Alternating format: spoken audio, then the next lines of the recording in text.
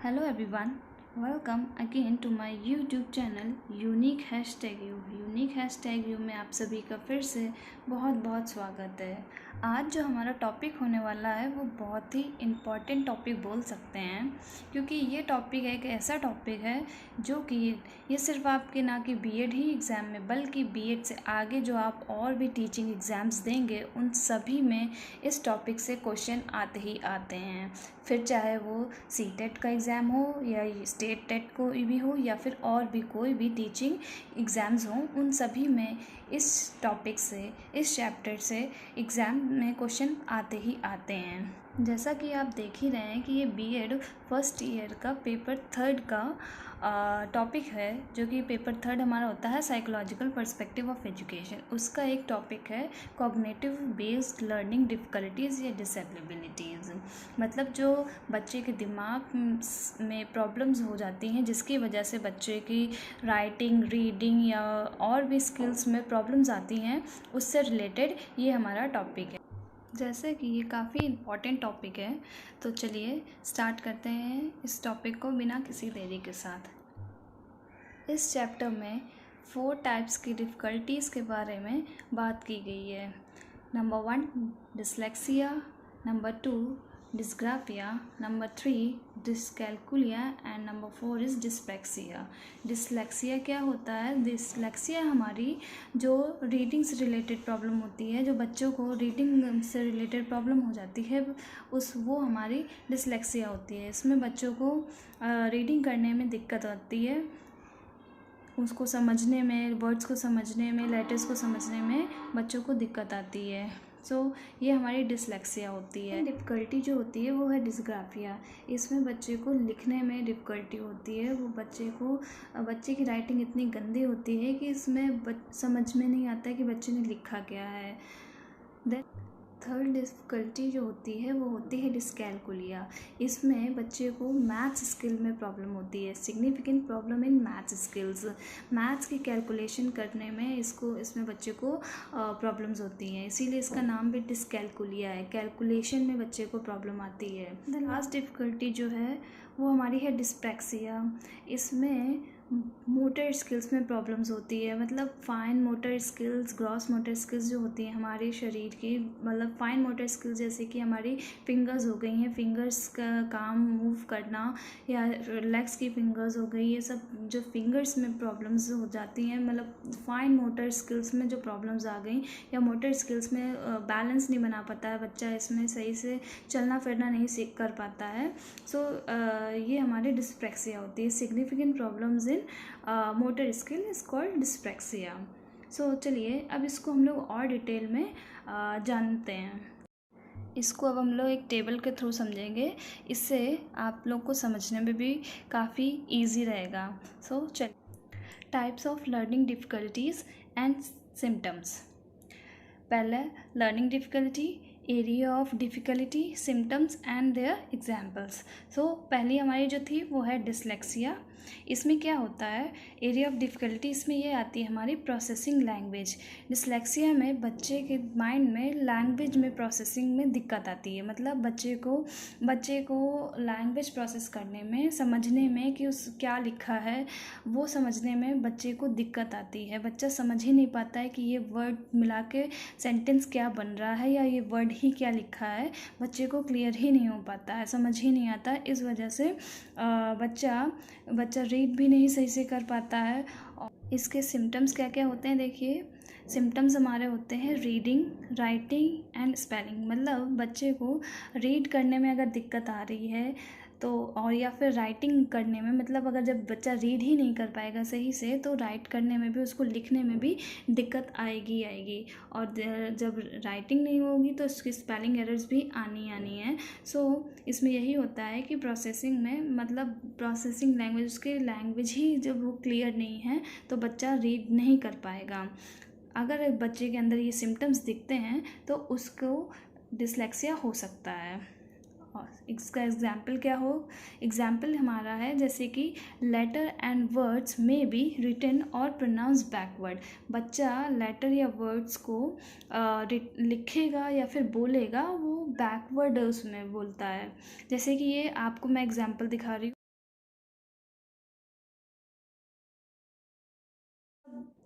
अगर बच्चे में ये दिक्कत दिख रही है कि उसको राइटिंग में दिक्कत आ रही है, रीडिंग में दिक्कत आ रही है, वो रीड ही नहीं कर पा रहा है, तो उसको डिसलेक्सिया हो सकता है। देन जो सेकेंड हमारी डिफ़िकल्टी है वो डिस्ग्राफिया होती है। डिस्ग्राफिया में इसका एरिया ऑफ डिफ़िकल्टी क्या होती है, वो है रिटन एक्सप्रेशन। डिस्ग्राफिया में मैंने बताया जैसे कि पहले भी कि डिस्ग्राफिया में बच्चे की राइटिंग बहुत गंदी होती है। मतलब गंदी क्या, बच्चे ने लिखा क्या है समझ ही नहीं आता है।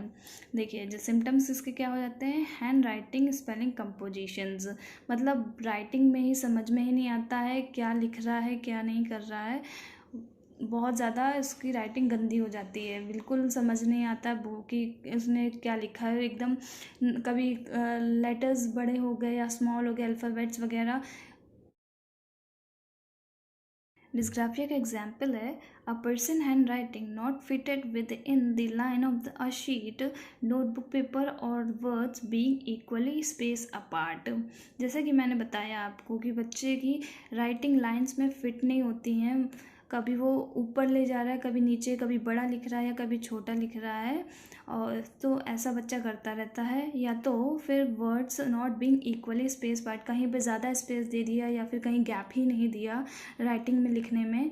तो ये सब अगर सिम्टम्स दिख रहे हैं या तो उसके उसके डिस्ग्राफिया की प्रॉब्लम हो सकती है।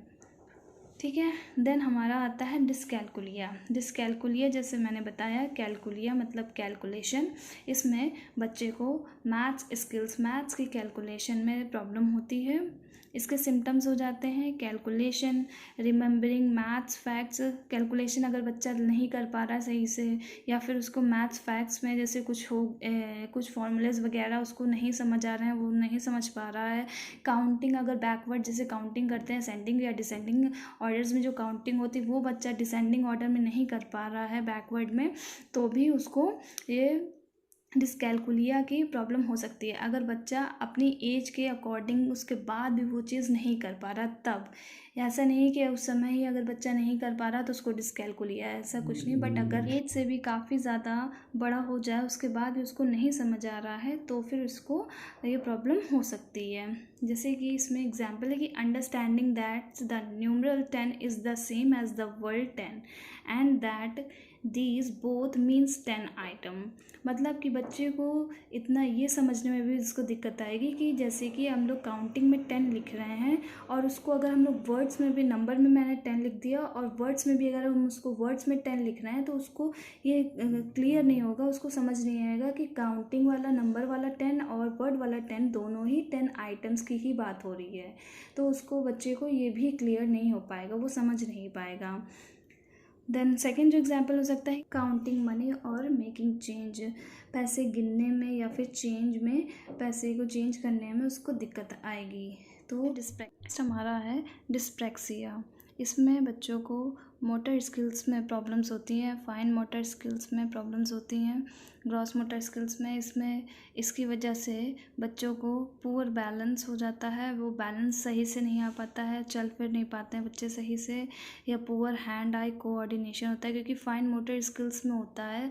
फाइन मोटर स्किल्स हमारी जैसे कि दो टाइप की मोटर स्किल्स होती हैं हमारी, ग्रॉस मोटर स्किल्स और fine motor skills. Gross motor skills हमारे जैसे कि हैंड्स पूरे हो गए और लेग हो गए, या फिर पूरा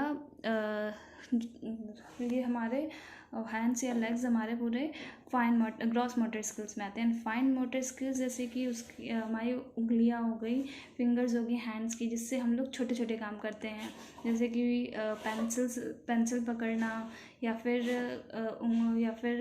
जैसे मटर को छीलना, या फिर इस तरह के काम को फाइन मोटर स्किल्स कहते हैं। जैसे कि हमारे इस बार सीटेट में एग्ज़ाम में क्वेश्चन भी आया था कि मटर छीलना कौन से उसमें आता है, आपका ग्रॉस मोटर स्किल या फाइन मोटर स्किल में। इसी तरह से इसमें ये हमारा फाइन मोटर स्किल्स होते हैं।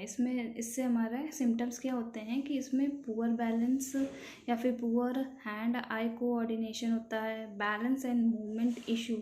यहाँ पर बैलेंस करने में बच्चे को, या फिर मूवमेंट चलने फिरने में बच्चे को दिक्कत आती है। जैसे कि एग्जाम्पल क्या है, trouble with the scissor, button drawing, उसको कैंची चलाने में दिक्कत आती है, बटन्स में दिक्कत आती है, उसको बटन लगाने में शर्ट्स की या तो उसको बटन्स में लगाने में दिक्कत आएगी, या ड्राइंग करने में उसको दिक्कत आएगी, क्योंकि इसमें भी हमारी फाइन मोटर स्किल्स फिंगर का यूज़ होता है। तो अगर बच्चे के अंदर ये सिम्टम्स हैं तो फिर, या फिर बच्चा ऐसे कुछ एग्जांपल्स दे रहा है आपको कि मतलब ये सब चीज़ें नहीं कर पा रहा है, तो फिर उसको डिस्प्रैक्सिया हो सकता है। सो यही हमारी ये 4 हमारी मेन लर्निंग डिफ़िकल्टीज़ थी। आई होप आप सबको समझ आया होगा इन डिफ़िकल्टीज़ के बारे में। और भी डिफ़िकल्टीज़ होती हैं, पर ये 4 मेन डिफ़िकल्टीज़ होती हैं जो कि एग्ज़ाम्स में पूछी जाती हैं। अगर मेरा वीडियो पसंद आया हो तो इसे प्लीज़ लाइक करें और सब्सक्राइब कर लीजिए, ताकि ऐसी ही और भी इंफॉर्मेटिव टॉपिक्स पर वीडियोज़ आप तक पहुंचती रहें। Till then, take care and bye bye.